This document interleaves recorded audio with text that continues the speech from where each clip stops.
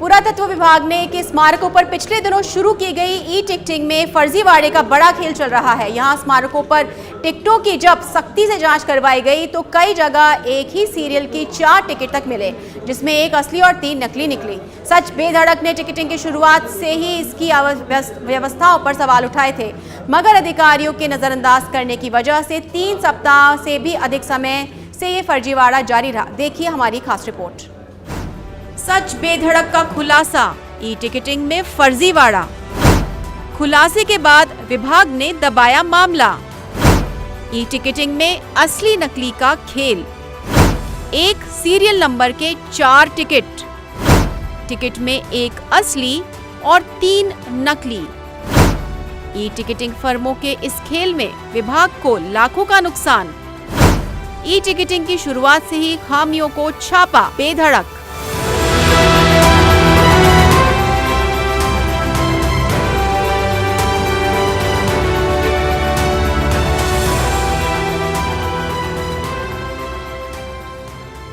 DOIT ने e ticketing के लिए 3 फर्मों को एक सॉफ्टवेयर उपलब्ध करवाया है, जहां से वे टिकट बनाकर प्रिंटर से प्रिंट कर सकते हैं। इसमें खामी ये है कि टिकट काटने के बाद ये ऑटोमेटिक वापस नहीं होता।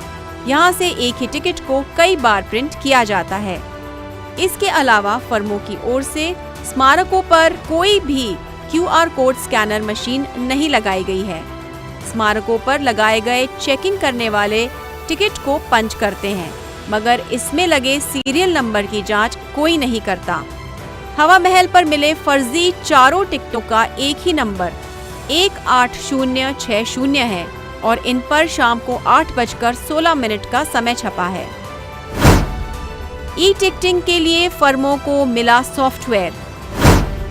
खामियों से भरा है टिकटिंग का सॉफ्टवेयर। टिकट काटने के बाद ये ऑटोमेटिक वापस नहीं होता। एक ही टिकट कई बार किया जा सकता है प्रिंट। QR कोड स्कैन की नहीं है कोई सुविधा। टिकट के सीरियल नंबर की नहीं होती है जांच। हवा महल स्मारक में मिले 4 फर्जी टिकट। चारों टिकट के एक ही नंबर 18060। डिपार्टमेंट ऑफ IT ने जब सॉफ्टवेयर बनाकर विभाग को दिया तो टिकट चेक करने के लिए QR कोड मशीन से जांच की अनिवार्यता रखी थी। इसके अलावा टिकटिंग के ट्रायल की शुरुआत से ही सभी स्मारकों के अधीक्षकों ने इसकी खामियां बताई थी, मगर 3 सप्ताह के बाद भी फर्मों ने ना तो किसी भी बात पर गौर किया, ना ही यहाँ की व्यवस्थाओं में बदलाव किया।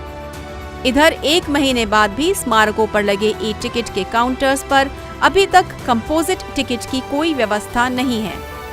इस बेधड़क खुलासे के बाद चिड़ियाघर और हाथीगांव की ई टिकटिंग व्यवस्था पर भी सवाल उठने लगे हैं। गौरतलब है कि यहाँ भी टिकट चेक के लिए ना तो QR कोड मशीन लगी है और ना ही कोई और व्यवस्था है। इधर पिछले दिनों यहाँ पर भी कई ऐसे मामले सामने आए थे जहाँ गार्ड और टिकट काउंटर की मिलीभगत से एक ही टिकट को कई बार कॉपी पेस्ट करके बेचा। चिड़ियाघर और हाथीगांव की ई टिकटिंग व्यवस्था पर भी उठे सवाल। इन दोनों जगहों की ई टिकटिंग भी संदेह के घेरे में। जहां भी नहीं है QR कोड मशीन। गार्ड और टिकट काउंटर की मिलीभगत भी सामने आई।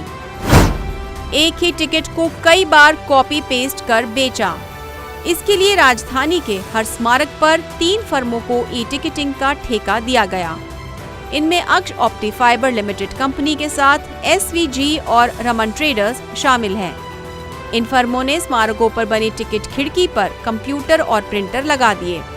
फर्मों को प्रति टिकट 2 रुपए का ई मित्र चार्ज दिया जाएगा।